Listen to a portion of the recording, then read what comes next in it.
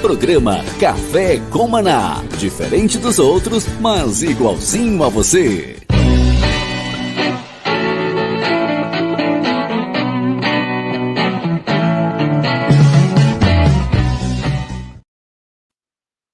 Shalom, graça e paz, bem-vindo ao programa Café com Maná, o programa que vem do céu para a sua vida todos os dias. Obrigado pelo carinho, obrigado pela audiência, obrigado por você estar ligado, sintonizado na Rádio Sara Brasil FM, a rádio que é a pura unção de Deus. Muito obrigado mesmo de todo o coração. Um abraço ao Denis, nosso irmão querido amigo, que nos coloca e nos tira do ar. Um abração para você de Floripa e região, aí Grande Florianópolis, que nos acompanha através da rádio Sara Brasil 89.1 FM. Um abraço a todos os amigos também de Juiz de Fora e região ali. Um abração a todos. Bispo Giovanni, um abraço. Deus abençoe você. Um abraço ao Rio de Janeiro, meus amigos conterrâneos dessa cidade linda, maravilhosa, Jerusalém do Brasil, ao Rio de Janeiro. Deus abençoe vocês de todo o coração. Um abraço para São Paulo também, amigos e irmãos de São Paulo. Um abraço também muito especial a todos os irmãos gaúchos do Rio Grande do Sul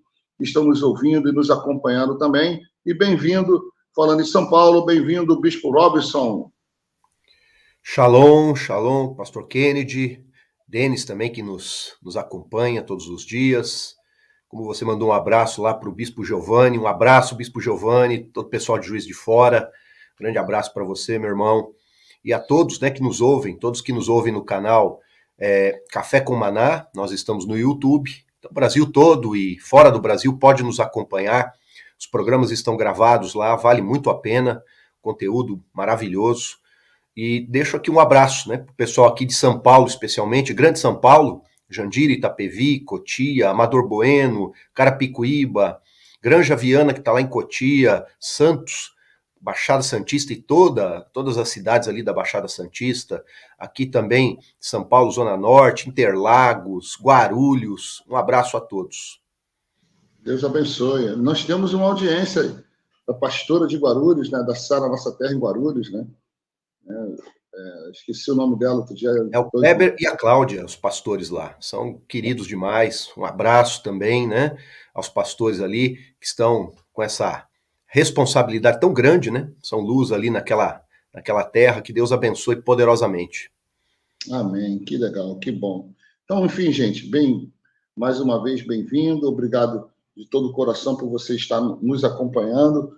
Hoje, nosso time vai jogando desfalcado, mas continuamos, certo? Nossos amigos vão entrar. O tema de ontem, eu quero, antes de a gente iniciar especificamente no tema de hoje, o tema de ontem foi escolhido pelo Bispo João, super, mega, ultra interessante. Nós falamos de unidade. Acabou o programa, Bispo Robson. Eu fiquei imaginando o quanto a gente teria a acrescentar e a falar e a aprender, né, com o tema de ontem. E o quanto eu aprendi através das perguntas que o Bispo João fazia e sobre unidade, ouvindo as suas respostas, a resposta do Bispo Hugo, do Bispo Paulo.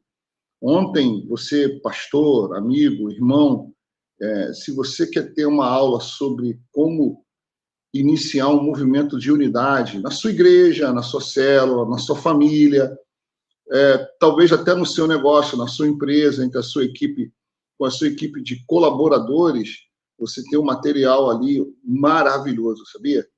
O que foi falado ontem, ele é aplicado em vários níveis da vida, sabia disso, Bispo Robson?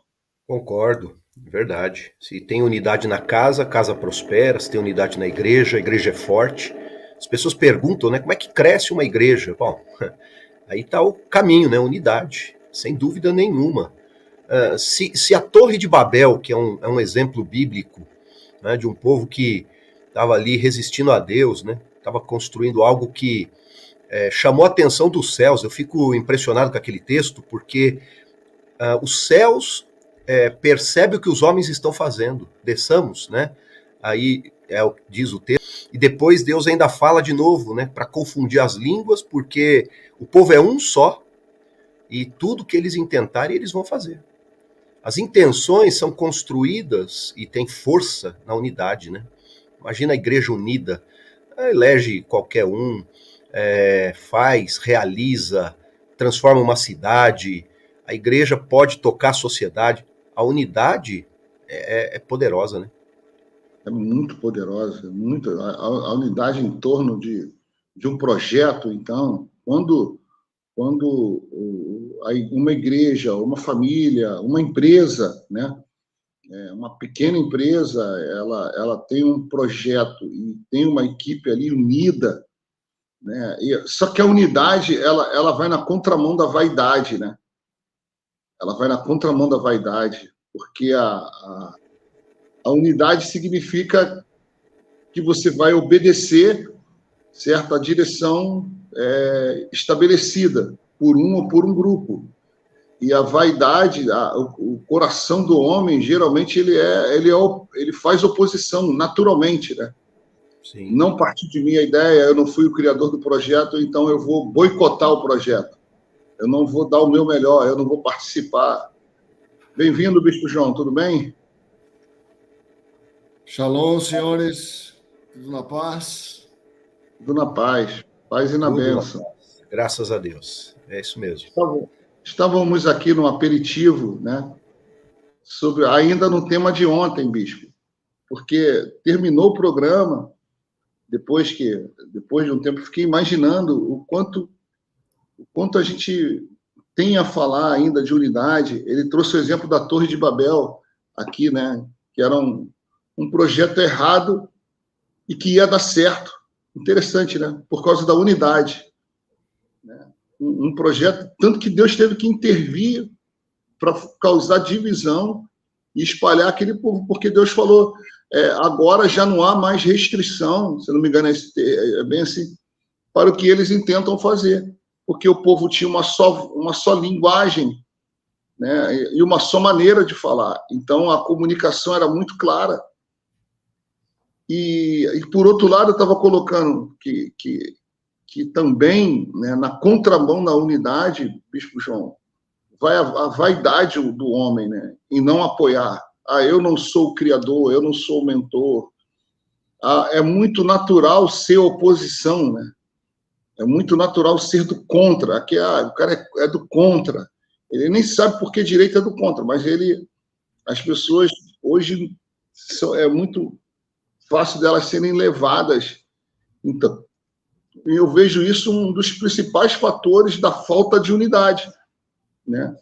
Da falta de unidade. A vaidade do ser humano é muito alta, é muito grande, né? Então, é melhor você ser contra, é mais fácil você dividir, é mais fácil criticar, porque a unidade demanda humildade, demanda abrir mão da sua vontade em torno de um outro projeto.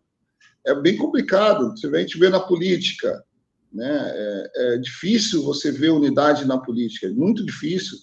Em torno de um projeto muito bom, excelente, seja de qualquer governo, né? Esquerda ou direita. Se a direita tem um projeto excelente, a esquerda é contra. Se a esquerda tem um projeto bom, muito bom para a sociedade, aí a direita é contra, porque fica essa guerra, né? A gente não entrou nisso ontem, mas eu fiquei pensando depois, sabe, muito sobre isso, viu, bicho? É verdade. Mas também tem a questão da conscientização, né? As pessoas não percebem que, se elas se unirem em relação a um projeto comum, elas vão colher benefícios para elas mesmas, né? Há um benefício de uma igreja unida, por exemplo, né? Todo mundo se beneficia. Agora, para a igreja ser unida, algumas coisas eu tenho que abrir mão de algumas preferências, tenho que tolerar algumas coisas que eu não, a rigor, não é da minha preferência, em favor daquilo que nós temos em comum, né? Aquilo que nós compartilhamos.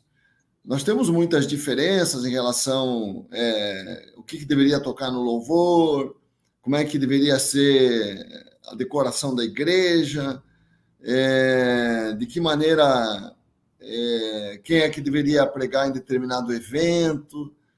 São tantas coisas, né? Cada um, a maneira como as pessoas às vezes não gostam de determinado tipo de pregação. eu não gosto disso, não gosto daquilo, não gosto desse evento, não acho esse evento necessário.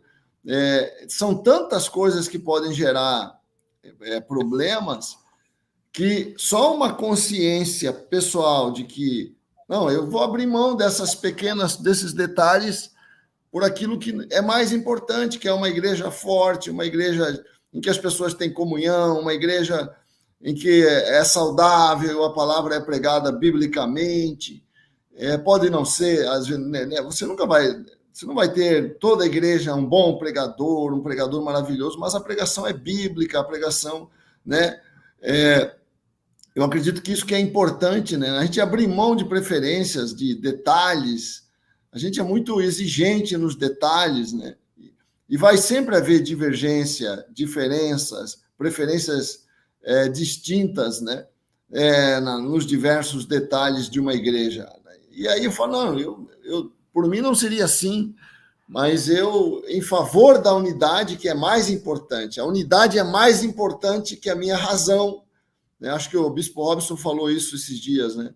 É mais importante ter unidade do que ter razão. É muito importante você entender isso, né? Eu costumo dizer para os casais, por exemplo, é mais importante você ter paz do que você ter razão. E para a igreja é mais importante você ter unidade do que você ter razão. A unidade está acima da tua razão, acima da tua preferência. Não pode isso, não pode aquilo. Mas o importante é a unidade da igreja. As pessoas têm que entender isso, né? Não. Ontem eu falava aqui para os ouvintes que chegaram mais cedo, você que está chegando agora nos acompanhando, bem-vindo. Ontem nós temos um excelente material, um excelente conteúdo para você passar por um grupo familiar, de célula, para a igreja, até para uma empresa, né? Você levar essa conscientização para dentro de uma empresa unida, um time comercial trabalhando unido, né? É muito mais forte, né? E a gente vê isso no esporte, né? Interessante como que no esporte a tendência da unidade é muito mais fácil. Não vou dizer mais fácil que na igreja, mas é mais alto esse nível, esse entendimento, essa compreensão da unidade, né? Porque no esporte, você vê, num esporte de revezamento, por exemplo, um depende do outro. Você não pode, o outro não pode falhar, então eles treinam juntos, correm juntos, trabalham juntos para que na hora que o bastão seja passado, tem que ser passado no tempo certo, no momento certo, com a articulação do braço. Quer dizer, você vê na ginástica a unidade que tem um time que tem que ter um time de basquete, por exemplo, é um passando a bola para o outro, não é fominha, como a gente diz, em querer, não pode ter um fominha, né, numa equipe, aquele que quer fazer a cesta, que quer... O esporte dá essa visão assim de unidade bem mais forte bem mais forte não, é bem forte entre os atletas. Por outro lado, quando tem um time desunido, você pode ter o melhor time, cheio de craques, como o Brasil já teve, né? A seleção brasileira. E ela não foi campeã, por quê? Porque ali naquele grupo, né, tinha um ou dois desagregadores. Eu já ouvi reportagens assim, eles não se expõem, mas eles falam, havia uma divisão interna. A Copa de 82, por exemplo, né? A galera aí que está me ouvindo talvez não tenha visto esta Copa, né? Mas você ouve aí comentários de que foi uma das melhores seleções. Encantava o modo de jogar. E eles não ganharam porque havia muita vaidade, muita divisão entre eles. Um queria fazer o gol para aparecer na televisão, para ganhar um dinheiro maior, o outro queria...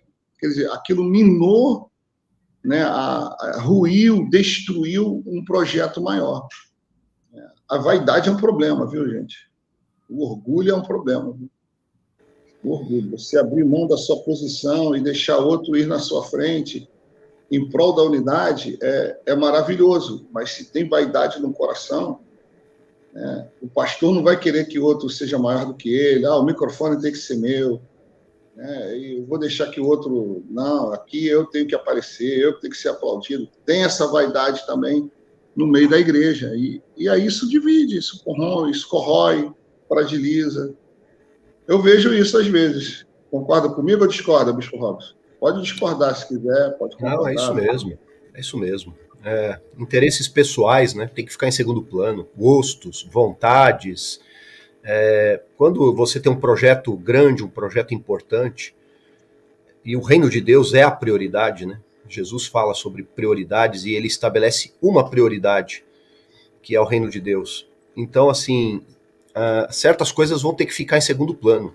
Não é que você se anula, não é uma questão de se anular, né?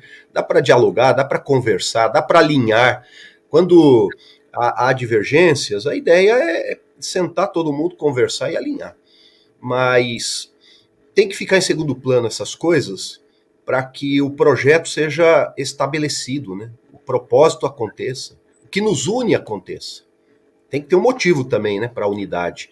Eu vejo que unidade ela é construída, ela é construída, na verdade. Ela não é só um diálogo, uma ideia boa, vamos falar assim, né? Ela não está só no campo das ideias, mas ela vai ter que ser construída em torno de um projeto, de um propósito, de algo maior. É isso mesmo. Amém. Bom, tem que ser aquilo que a gente falou ontem, né? Tem que ser intencional, não vai acontecer automaticamente. Alguém tem que conduzir esse processo. Exato.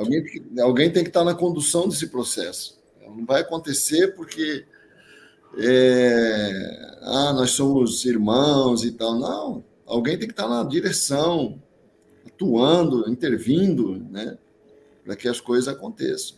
Eu disse isso algumas vezes aqui no Conselho de Pastores, porque algumas reuniões, né, aquela coisa de tomar um café, isso é gostoso, é bom, a comunhão, tem a sua importância. Mas certos projetos que o Conselho queria estabelecer não conseguia avançar, né, porque depende disso, depende de um propósito de um líder. A unidade vai acontecer em torno ou de alguém ou de um propósito. E mesmo que seja um propósito, alguém vai ter que conduzir isso, um líder vai ter que estar ali no centro daquilo. Então, só reunir por reunir, eu acho que isso fica muito... é pequeno, né? O povo começa a desanimar, a desistir, não vou hoje, não é importante, não, eu tenho outra coisa para fazer, vai estabelecendo outras prioridades. Então, assim, é muito bom reunir, muito bom, um monte de líderes, de pastores, inclusive, né, no caso do conselho, estarem juntos, mas tem que ter um propósito. Se não tiver um propósito, aquilo vai se perder logo, logo. Amém. Bom, o tema de hoje é do Bispo Hugo, ele não pode participar, mandar um abraço a todos, certo? Mas ele escolheu o seguinte tema: a igreja, abre aspas, né? A igreja precisa de pessoas aliançadas, fecha aspas. Né? E aí ele usa a alta rotatividade dos membros das igrejas tem prejudicado muitos ministérios. Quais as soluções para essa realidade? E ele coloca aqui o texto de Hebreus 10, 25, diz assim: não deixemos de congregar-nos como é de costume de alguns. Antes, façamos admoestações, e tanto mais quanto vedes que o dia se aproxima. Hebreus 10, versículo 25, né, que se aproxima aquele dia em outras traduções. Então, ontem o tema era unidade, hoje é um tema parecido, né? É uma continuidade, mas ela já fala de aliança, né? Já fala de aliança aqui. Eu vou dar um exemplo aqui, assim, prático, que eu vivi no Exército, no 19º Batalhão de Infantaria Motorizada em São Leopoldo, em 1995. Era, então, terceiro sargento ali da 3ª Companhia e do setor de manutenção. E eu recebi a missão, na manutenção, de colocar uma viatura, que a gente, quando a viatura não está funcionando, a gente chamava, então, de indisponível. E ali havia o NPOR, né, que é um curso de formação de oficiais temporários. Eles iriam para uma missão e um general do Comando Militar do Sul iria estar nesse treinamento. E eu recebi essa missão de última hora, assim, uma missão, sabe?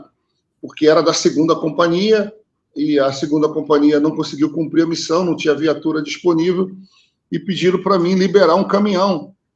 E aí eles me viram, né, dirigindo um caminhão dentro do batalhão, né, e aí veio um tenente e falou assim: Kennedy, libera esse caminhão para o NPOR urgente, ordem do subcomandante, né?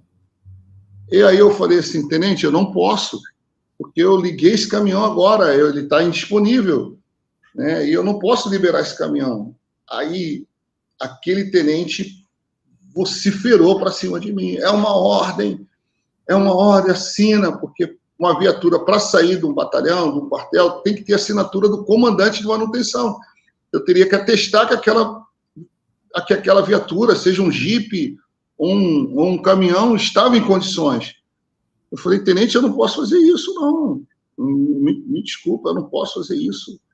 Aí eu já tinha parado perto da garagem da manutenção, e aí aquele tenente falava alto, e os cabos, os soldados, ficou um grupo ouvindo o tenente gritar comigo, né? E ele começou a gritar e mandando eu assinar. E eu, conseguindo manter a calma, eu falei: tenente, eu não posso assinar. Aí ele falou: você vai ser preso, você está sendo, como é que é? Não lembro bem o termo que ele usou, insubmisso. Hã? Insubordinado. Subordinado e tudo e tal. De repente, ele soltou um palavrão, cara. Rapaz, quando ele soltou o palavrão, tinha um cabo muito forte, o alemão, lembro dele até hoje, o Cabo Roveda, né? Aí o Cabo Roveda, ele me conhecia, ele falou: o sargento Kennedy é tão calmo, mas quando ele falou um palavrão, ele disse que a minha mão fechou, né? Fechou. Ele falou assim: o sargento vai dar um soco no tenente. E aí ele disse que eu levantei os olhos, encarei o tenente, fechei a mão, joguei uma perna para trás, bem na posição de dar um ataque, né? E ele falou assim: meu Deus, o sargento vai fazer essa loucura, ele não pode fazer isso. E ele ficou atrás de mim. Quando ele xingou de novo, ele sentiu assim: eu acho que ele não vai aguentar a pressão, ele vai partir para cima. Eu disse que eu estufei o peito assim, fechei mais a mão, e aí ele veio por trás de mim, segurou meu braço e falou no meu ouvido assim: sargento, não faz isso, não faz isso. Aí eu lembro desse fato, aí eu fiquei calmo, me acalmei, fiquei muito nervoso, né? E aí o tenente da minha companhia me chamou na sala, lembro do tenente também, o tenente Kuf, ele veio, brigou comigo e tal, e falou assim: você vai ser punido por insubordinação. Aí eu falei: e agora? Né? E agora? E aí eu, numa pressão emocional tensa, enorme, como é que eu vou me defender? Eu sei que a viatura está indisponível. Aí eu falei assim: tá bom, capitão, quero falar com o major. O que você quer falar com o major? Quero falar com o major. Não, eu preciso falar com o major. Aí o major me recebeu. Aí eu cheguei até o major, falei: major, por favor, gostaria que o senhor lesse as minhas alterações. Eu não tenho uma punição, eu não tenho uma detenção, eu não tenho nada. E hoje eu estou sendo ameaçado de detenção porque eu não cumpri uma ordem. Porém, a viatura, aí eu consegui falar: não tem freio. A viatura não tem freio. Eu não posso ser um louco em liberar 30 alunos, certo? Com soldado, motorista, sem freio. Né? Eu não posso fazer isso. E isso está no regulamento interno. Aí eu tive que ler, na época, lá o regulamento e falar: eu não posso fazer isso. Mas está aqui a minha resposta. Esse major, que inclusive depois se tornou general, né, levantou assim e falou assim: parabéns, sargento. Parabéns, porque você não colocou em risco a vida, né, de muitos alunos. Seria um caos, essa viatura bate. Eu falei: major, ela não consegue descer, ela não tem freio de mão, não tem freio isso, não tem freio motor, simplesmente não tem freio porque não tem peças, e já assumi a companhia com essa viatura em estado de indisponibilidade. Aí o major chamou os dois tenentes, falou para eles. Aí eu lembro do tenente falar assim, o que tinha ficado mais nervoso, falou assim: olha, Kennedy, você agiu certo, né? você agiu certo. Desculpa meu nervosismo, eu estava sob pressão, mas você... Saiu do ar aí, nosso amigo. Caiu, voltou. Aí, o no meio da história aí, né? Sem terminar a história. O major falou assim, sargento, aí ele falou de aliança. Ele falou assim, a sua aliança, eu lembro, falou assim, o seu trabalho, a aliança do militar, ele tem muito a ver com vidas. Né? Aí ele começou a falar isso da guerra, de vida, contar essas histórias para mim. Ele falou assim, você não colocou em risco, você foi muito forte no seu posicionamento, porque você manteve o seu princípio com o regulamento, que é a aliança. Então ele falou, sempre faça isso. Você tendo razão, você vai estar sempre certo, né? Entendeu? Aí eu saí ali da sala, foi bem subcomandante, foi bem difícil. Aí eu ganhei um elogio do subcomandante, né? Mas é muito complicado, sabe? Essa palavra aliança aqui, né? Em todos os níveis, tanto profissional, familiar, e hoje, principalmente dentro da igreja, né? As pessoas quebram alianças com muita facilidade. Quebram alianças no casamento, quebram alianças no trabalho, né? Quebram alianças na igreja. É algo muito rotineiro, muito normal. Eu não vou. Eu não vou hoje no culto. Eu não vou nessa programação. É uma quebra de aliança com a igreja, com o ministério, com um projeto maior. Eu nunca vejo alguém, eu nunca vi na minha vida, eu morei no Rio Grande do Sul, um gremista virar colorado, nunca vou ver. Ele tem uma aliança com o Grêmio até morrer. Até a pé nós iremos, eles cantam assim, não é isso, né, Bispo João? Aonde o Grêmio estiver, eles vão a pé. Aliança, eles cantam esse nível. Eu nunca vi na minha vida um gremista se tornar colorado. Eles não quebram aliança. Agora, na igreja, meu Deus, aquela igreja ali, abriu uma igreja do lado da tua, se ela é maior, se o som é maior, se a pintura é maior, se não sei o que é maior. As pessoas saem de uma igreja para outra, assim, sem... Sei lá, é muito estranho isso hoje. Eu não estou falando isso porque eu estou vivendo isso, não, tá? Estou vivendo isso porque eu já vi isso acontecer, já vivi isso em tempos atrás, tá? Mas isso é muito dolorido, essa falta de aliança é muito forte, viu? Mas todos vivem, né? Esses dias eu estava lendo uma pesquisa, né, dos pastores, né, falando, né, que é um momento difícil, né, que os pastores enfrentam quando uma pessoa vai sair. É um momento desagradável para todo líder, né? Quando a pessoa chega e diz, olha, eu vou sair e tal, porque é um investimento de vida, né? De expectativas. Agora, existem razões que às vezes justificam, né? A pessoa vai mudar para um bairro muito distante, a pessoa vai mudar de cidade. Agora, às vezes as pessoas saem apenas por conta de uma necessidade de novidade, né? A pessoa quer algo novo, né? E sai, né? E isso sim é uma falta de comprometimento, né? Porque tem vidas ali com que você se uniu, né? Com que você está influenciando. É muito difícil as pessoas entenderem o papel, né, que elas têm, né, na comunidade. Eu desempenho um papel na comunidade que é importante, por isso eu não posso, por qualquer razão, né, me desligar, me desvincular. Isso vai, além de gerar em mim um senso frágil de compromisso, né, eu não vou aprender a desenvolver um senso de compromisso que é fundamental para eu vencer na vida, né, para eu amadurecer.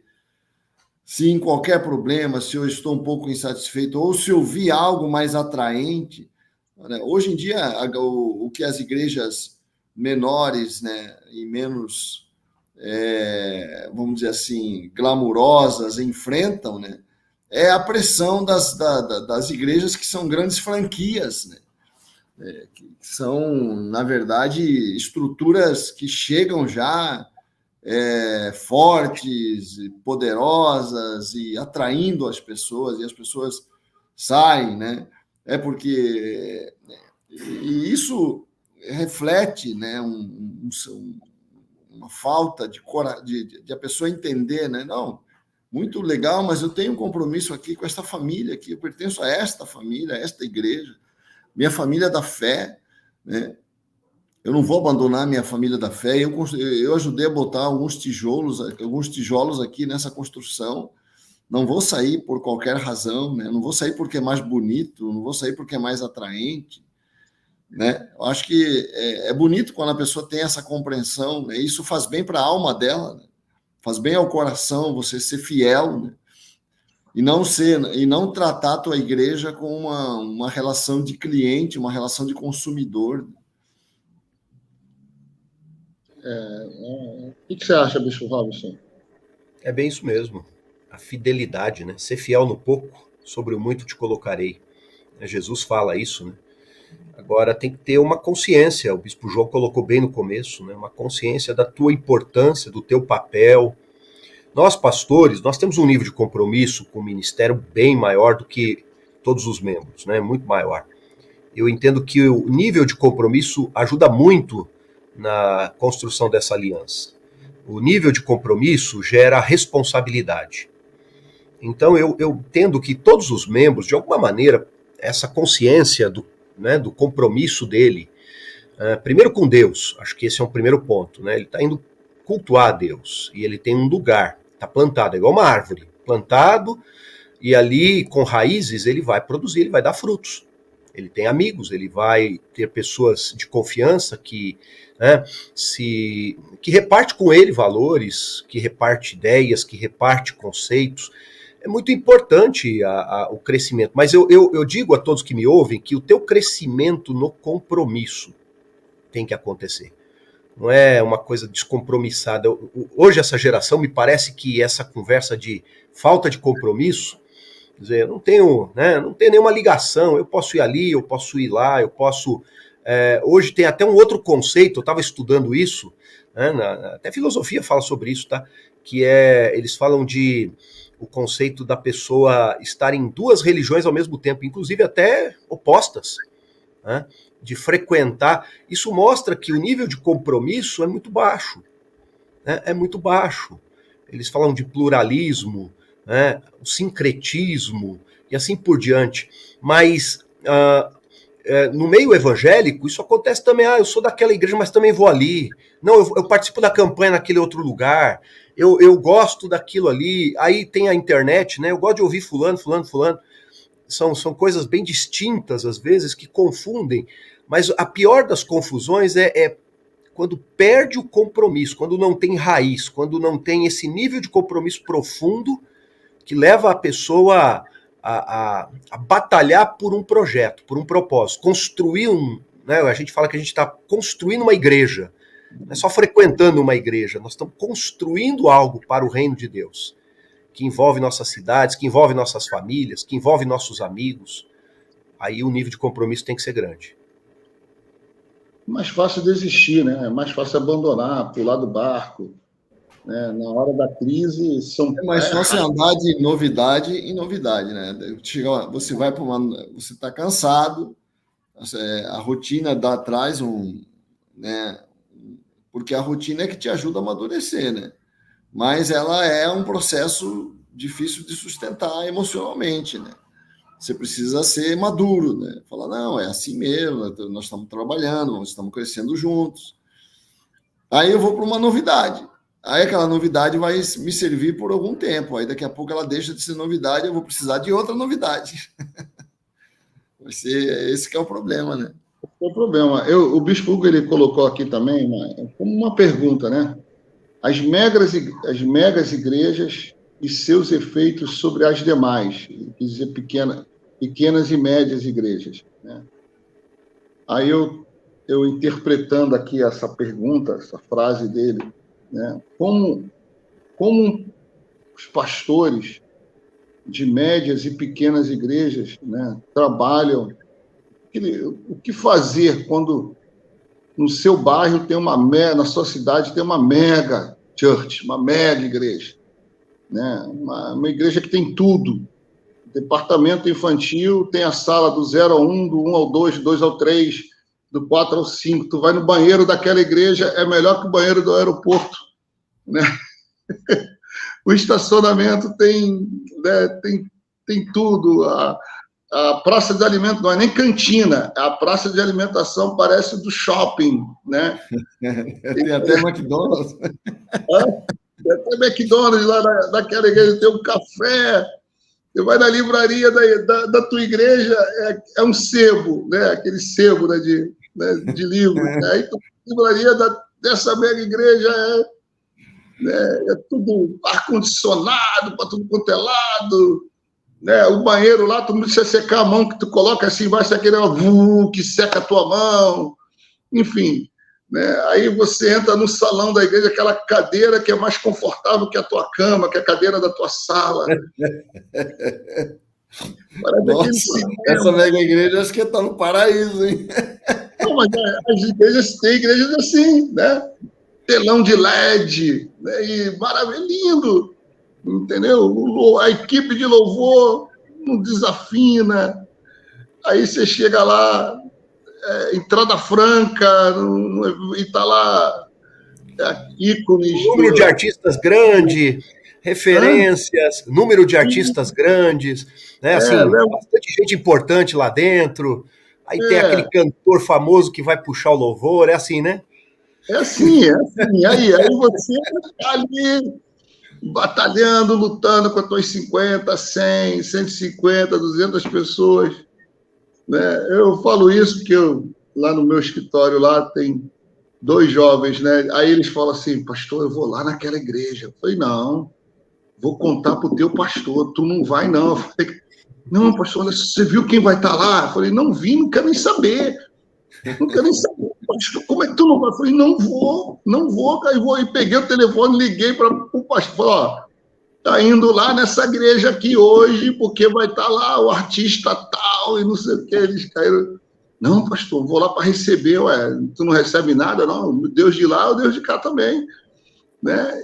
Como é que fica? Eu falei, você vai lá é tudo mais bonito. Né? Tudo mais... Como é que é o cheiro da igreja? Ele falou, pastor.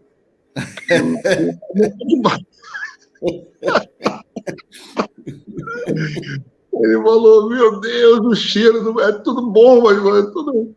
Então, né? Aí você vai acabar indo para lá. E aí?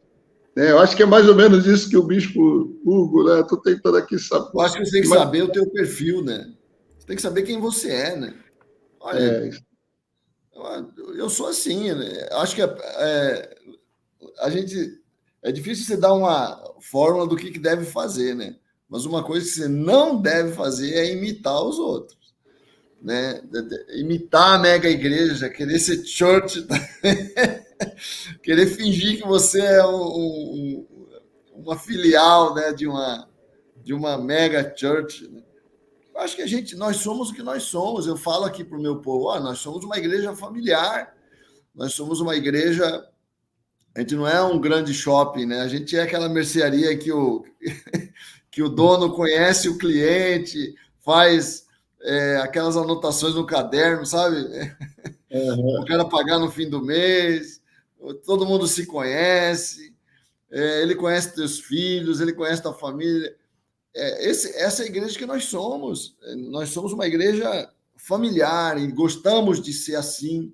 Esse é o nosso perfil, nós amamos a Deus, nós pregamos o Evangelho, não queremos ser nada, não queremos ser o nosso culto não é um show mesmo, não tem esse perfil de show, nosso culto é para adorar a Deus, é uma coisa simples, mas somos uma família, quem entendeu e quem se identifica com isso fica conosco, quem quer espetáculo, quem quer esse conforto super espetacular e tal, vai procurar uma mega church. Acho que é uma questão de você saber o teu perfil e se identificar com ele, ser feliz com ele, né? E quem gostar desse perfil vai ficar com você. Bom. Eu vejo assim, né? A excelência nunca é um problema. Eu aplaudo. Eu acho que assim é maravilhoso que tenha excelência. E se nós pudermos ter excelência, se nossa arrecadação, enfim, a força da própria igreja local produzir essa excelência, Eu aplaudo, eu acho que o ambiente, essas coisas todas somam, né, dentro do que queremos, do que nós propomos, né, de acolher bem, de ter aquilo que pode ser o melhor para o nosso Deus, um louvor maravilhoso, um lugar maravilhoso, perfeito, perfeito, eu não critico isso. Agora, o que eu entendo é assim, cada membro de sua igreja, ele tem que entender por que ele está lá, que motivação ele tem de estar lá. A minha motivação não está, né, nessas coisas. A minha motivação está no projeto que Deus entregou nas minhas mãos para construir. Eu não estou onde eu estou pelo que a igreja, a estrutura propriamente dita, me oferece. Eu estou ali pelo propósito e por amor a Cristo, por amor às vidas que estão ali, porque eu fui comissionado e eu tenho realmente um chamado ali, naquele lugar. Eu estou consciente do meu chamado, da importância de eu estar ali. Então eu entendo que cada membro, quando não tem uma motivação profunda, é uma motivação rasa, ele pode ser levado, ele pode ser atraído, né? Tem que ter uma motivação profunda. Que motivos leva você a frequentar o lugar que você está? Essa é a questão. Tem que estar muito consciente disso. Aqui, Jandira, tem uma característica diferente, né? Nós somos uma cidade chamada de cidade dormitório. Então, o pessoal trabalha em São Paulo, o pessoal trabalha na região, a cidade tem pouco a oferecer, né? Então, cidade dormitório. E nós estamos muito próximos de uma região aqui, muito conhecida no Brasil, Alphaville, está em Barueri, tem megas igrejas ali, não é de hoje, tá? Hoje isso está mais evidente, mas isso aqui já tem há muito tempo, né? O pessoal que mora, que está, vamos dizer assim, que é um pouquinho melhor financeiramente, até dos condomínios da região, tal, não, vamos frequentar ali no Alphaville. Então, é uma coisa que a gente já, sabe aquela síndrome do patinho feio, né? Parece que querem implantar isso no nosso coração. Eu não aceito isso, não. Nós não somos patinho feio, nós estamos servindo o Deus vivo. Nossa igreja é maravilhosa, o povo é maravilhoso. Um povo simples, que bom, né? Trabalhar com um povo simples é muito gostoso, porque é um povo que dispõe para servir mesmo, que está ali, que tem unidade, que ama a Deus. Então, assim, nós temos crescido dessa maneira. Não comparando com outros. Acho que esse é um efeito muito ruim, né? Não comparando com outros e nem olhando do lado. Nós temos que olhar para aquilo que Deus confiou, né, nas nossas mãos para nós fazermos, para o nosso Deus. Penso assim. Agora, quando você tá feliz com o que você é e com o que você faz, e você está satisfeito com a tua missão, entendeu? Eu vou olhar de cara, é isso aqui, ó, Deus me chamou para fazer isso aqui que eu estou fazendo, né? Essa é a minha missão. Podia ser melhor? Talvez. Eu acho que o aspecto importante dessas igrejas diferentes é que elas podem mostrar aspectos que você pode melhorar, que você precisa investir mais em termos de energia. Não é tudo. Eu acredito que a gente sempre pode aprender, a gente sempre pode melhorar, né? Mas tem coisas que você também precisaria abrir mão e que você não quer abrir mão para você assumir um perfil diferente do seu, como essa questão da comunhão familiar que uma igreja tem, que uma igreja precisa, que uma igreja menor sempre vai ter do que uma igreja maior não tem. Muitas pessoas vão numa igreja grande, mas não tem esse senso de comunidade e de família que eu acho que é central para uma igreja. Fundamental, entendeu? Agora, eles realmente, no aspecto da organização e tal, tem muitas coisas que nós podemos aprender. Eu acho que nós temos que estar abertos para aprender também, não podemos ser fechados, né? Mas não podemos imitar por imitar, né? Eu acho que temos que ter uma disposição de aprender, ganhar lições do que eles têm nos ensinar, mas não se esquecer do nosso perfil. O perfil que eu tenho, eu não posso abrir mão do meu perfil, não posso violentar quem eu sou para sair copiando os outros, entendeu? E o nosso perfil é esse, nosso perfil, pelo menos da minha igreja, é um perfil de família, uma igreja de família. Sim. Nosso também é importante, fortalecer o local. Eu acho que assim é uma visão. A gente tem que quebrar essa coisa da baixa estima, né? Mas não, nosso local é maravilhoso. E quanto mais a gente fortalecer isso com palavras, com atitudes, eu entendo que as pessoas vão percebendo isso e vão fortalecendo também. Agora, é isso. Essas igrejas também têm coisas muito boas, né? Tem coisas que nos acabam esticando também. Nos obriga a esticar algumas coisas, que é bom. Eu vejo isso como algo muito bom. Pode extrair mais de nós, né? Às vezes a gente acomoda também. E aí acaba tendo esse tipo de situação que o próprio irmão acaba nos esticando. Que bom, que o irmão estique. Acho que a crítica maior é quando fica... como é que eu poderia dizer isso de uma maneira ética, né? Quando essas mega igrejas trabalham voltadas para o público evangélico para tirar membros de outras igrejas. Não sei se o marketing, eu não sei se a forma. Eu espero que não seja essa a intenção. Eu espero que a intenção seja, não, nós vamos produzir aqui dessa maneira para alcançar todos, né? Todos que precisam de Cristo. Se for essa a motivação, perfeito. Se a motivação não tem né? Nós não nos importamos de tirar membros de outras igrejas, aí eu acho que tem um problema ético que precisava ser revisto, né? Se fosse possível, que eu acho que não é possível também. Eu acho que essa consciência não existe, não. É que você não tem como na Igreja Católica, né? E mesmo eles, com isso, eles não resolvem muito bem, né, as suas questões, né? Você não tem uma autoridade central no meio evangélico, né, que possa arbitrar as nossas crises e os nossos problemas, né? Esse é o grande lema da igreja evangélica, né? Você não tem uma... Porque, por isso que nunca vai haver unidade na igreja evangélica entre as igrejas, né? Porque a unidade depende de uma autoridade central, né? A unidade não acontece se você... A unidade, você pode até ter uma certa unidade em relação a um evento, uma marcha para Jesus, isso você consegue uma certa unidade. Mas unidade mesmo de andar junto e uma unidade das igrejas evangélicas para que elas se submetam a certos parâmetros éticos e estabeleçam alvos comuns, né? Isso é impossível, né? Sem uma autoridade que conduza isso. Comande. Eu queria falar um pouco da identidade, né? Cada igreja tem a sua identidade e deve ter orgulho dela, da sua missão. Exatamente isso. É isso. Nós temos que saber qual é nosso perfil, né? Nossa identidade. Nós não somos um projeto de turbinamento, né, de rede social em que a gente escolhe um perfil para atacar e ganhar. Não, nós somos... A igreja ela não tem como ela escolher um perfil de público.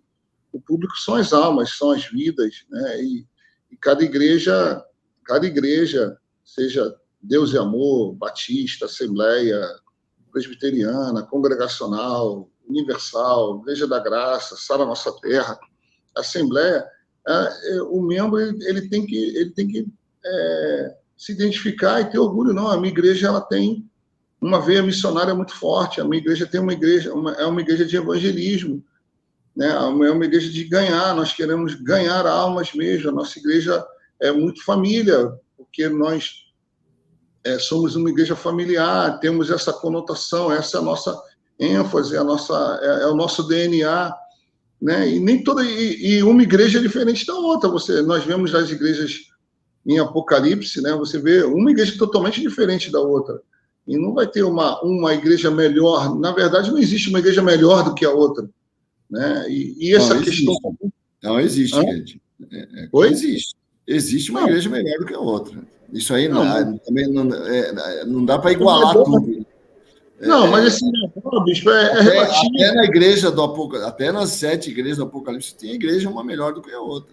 Sim, não pode dizer que não existe, né? Assim, mas é muito relativo você julgar assim, aquela igreja é melhor do que a minha, aquela igreja... acho que você não pode ficar fazendo esse tipo de comparação.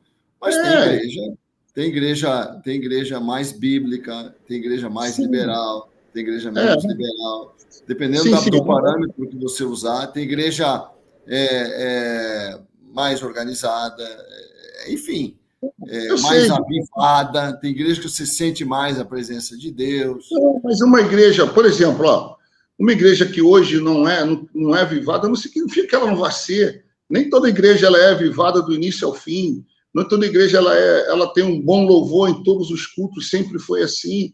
A igreja é um organismo, ela vai crescendo, ela vai melhorando.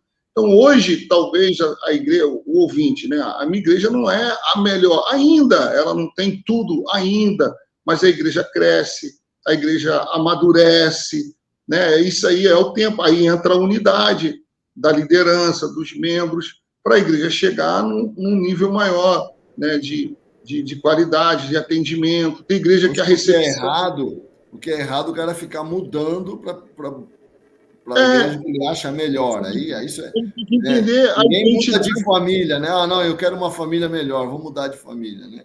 Não, é isso. Família é tua família, você foi plantado ali, você nasceu ali, né? Deus te plantou naquele lugar. Floresça ali, né? Floresça ali, a não ser que haja situações ali. Detalhe, uma grande igreja já foi uma pequena igreja, né, bicho? Grandes igrejas hoje, há 30, 40 anos atrás, eram pequenas igrejas.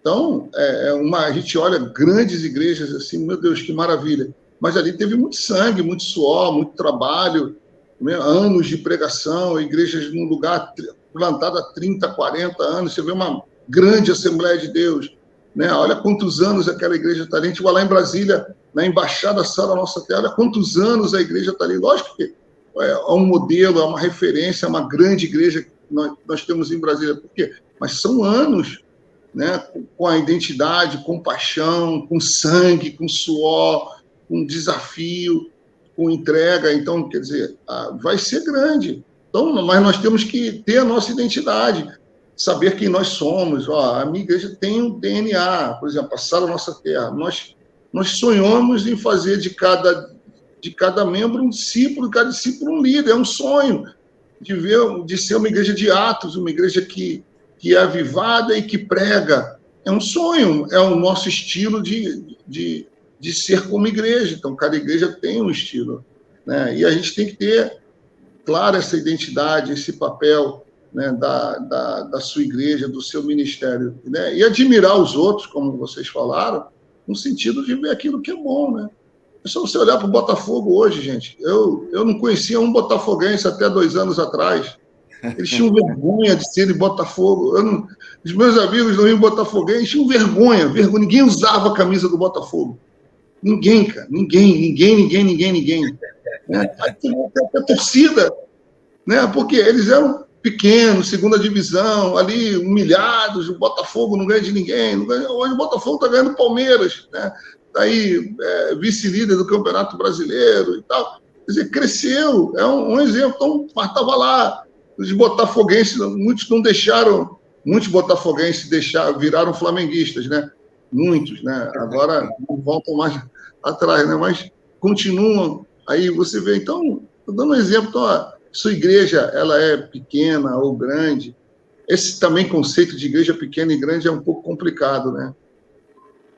Eu não sei se Deus já... Falei, aquela síndrome, né, de baixa estima, né? Não pode, não se compare, não. Fortaleça o lugar onde você está, se possível. Há motivos para sair. Tem também isso, a gente tem que considerar. Né? Às vezes não é bem tratado, como diz, né, a ovelha não tem pasto lá, né? E está passando fome. Tem motivos justos para sair também.